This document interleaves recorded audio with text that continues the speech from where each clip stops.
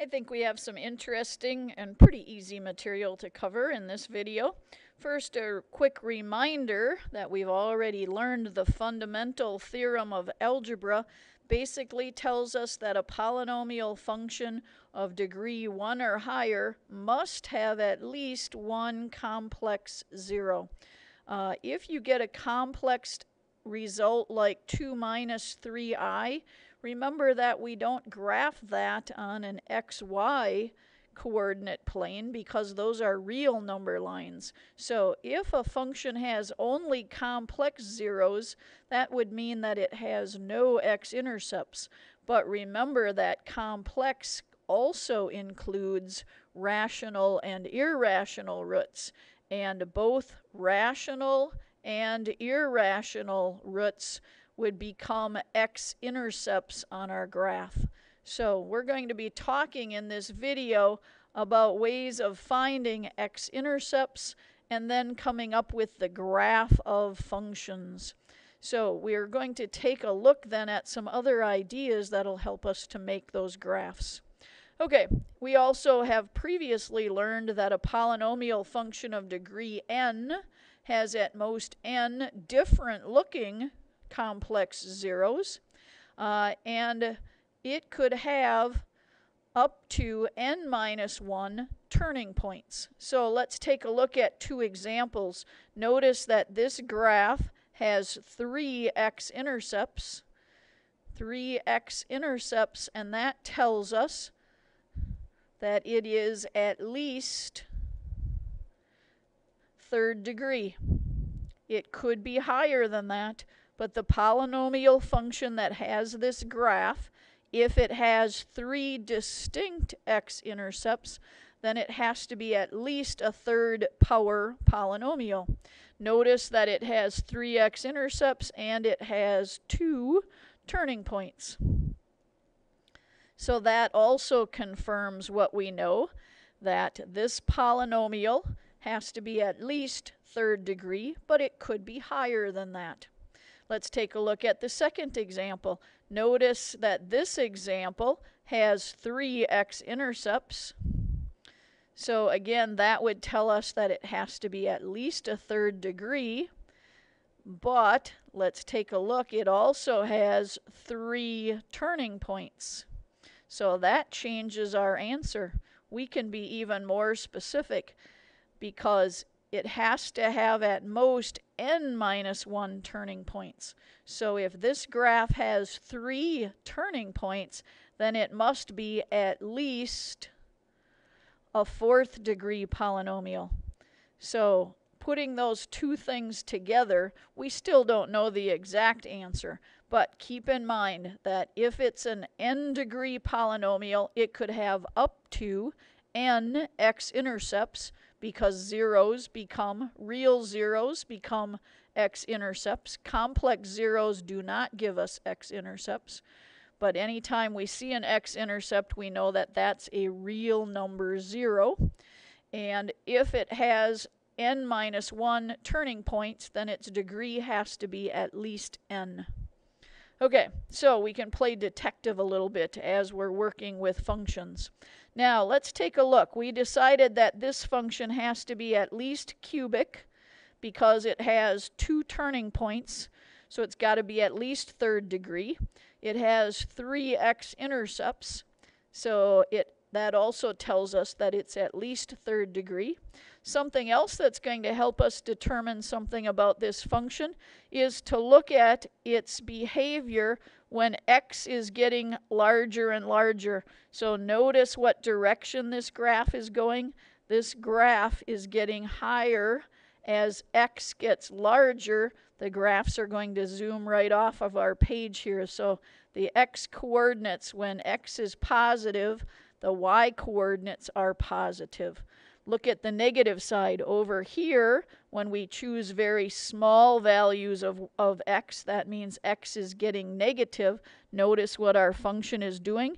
It is getting negative. So that behavior is going to tell us something as well. Let me give you a notation for describing that. We can say as x approaches positive infinity, y, since it's going up on the positive side, y is approaching infinity. On the left-hand side, as x is approaching negative infinity, y was going down, so y is approaching negative infinity. Well, we're going to think about what that means here.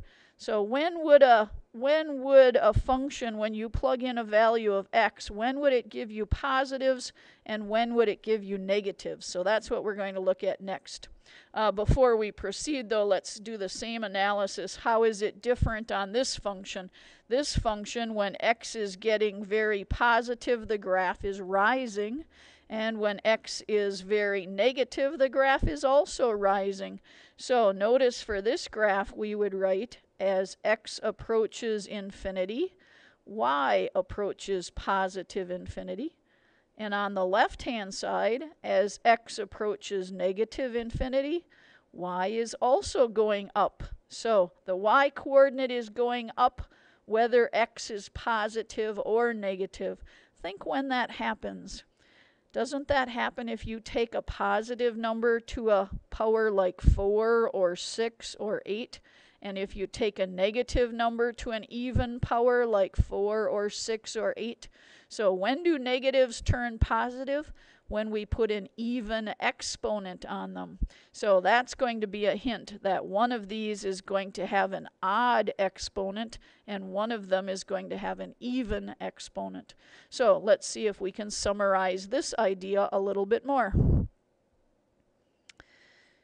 We call this topic the end behavior, so meaning the right end and the left end. So the end behavior of a polynomial function is determined by the dominating term. The dominating term is the one that's going to be the biggest value, either the biggest positive value or the biggest negative. So let's take a look at this first function here. If you think about putting in a number, for example, if you thought about putting a large number like 1,000 in for x, can you see how big this first term would be compared to the second term? And the 2 turns out to be almost negligible compared to such a large number. So what we're saying is that the highest degree term is going to dominate. It is going to overpower the other factors. Not in the middle of the graph. That is not true in the middle of the graph, but when x gets very, very big, these two terms become negligible. So we say that not in the center of the graph, but at the end of the graph. So over here, we're thinking about what happens as x is going to infinity. What happens if you pick a really large positive number and put it in here for x? Well, what happens? When you take 3, positive 3, times a positive number to the 4th power, isn't it going to get bigger and stay positive? So what we can say here is that the graph is going to go up on this side.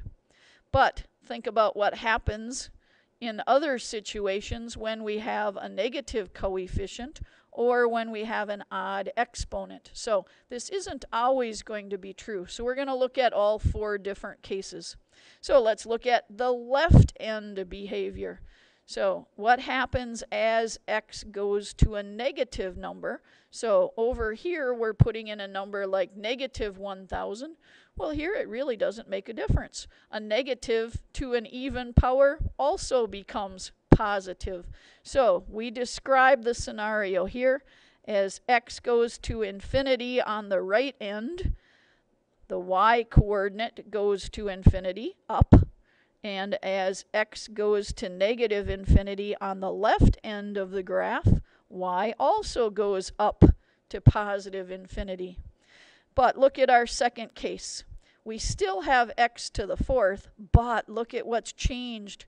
We're multiplying it by a negative number. So think what happens if you let x be equal to 100. First, you would raise it to the 4th power and it would stay positive.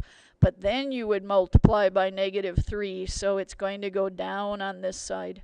If you put negative 100 in for x, first you would raise it to the 4th power, negative to the fourth power becomes positive, but then again you're going to multiply it by negative 3, so it's going to go down on both sides. So we would write as x goes to infinity on the right side, y goes down to negative infinity. As x goes to negative infinity on the left side, y also goes to negative infinity. Okay, now let's switch to our third case and notice what's changed. We're back to a positive coefficient, but look at the exponent is now odd. So again, don't memorize this, just think about it. If you put negative 100 in for x, this term will be negative because a negative times itself 3 times will stay negative, and multiplying it by 2 doesn't change that.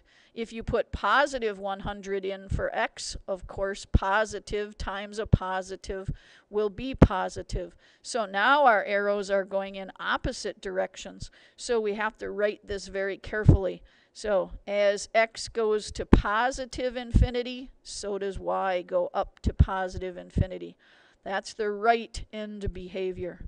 On the left end, as x goes to negative infinity, when we cube a negative, it stays negative. So this graph is going to go down on the left side. So what's our last combination? Process of elimination might tell you, but I hope you're thinking about this. You're raising a number to the third power and then multiplying it by a negative. So if we take 100 and cube it, it stays positive. Multiply by negative 2, it goes down. On the negative side, put negative 100 in here for x. Negative cubed is negative.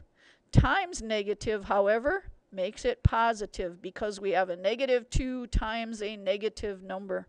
So here we write for our right end as x goes to positive infinity, y goes down to negative infinity. And on the left end, as x goes to negative infinity, y goes up to positive infinity. Those are called the end behaviors of the graph. Now let's see how quickly we can put this all together and come up with a graph for a function that we've never known how to graph. When I look at this function, notice the coefficients 1, minus 4, plus 1, plus 2. Our coefficients add up to 0, so I know that 1 is going to be a 0. Remember, if the coefficients add up to 0, then we know we found 1 as a 0. So there's our 0 remainder.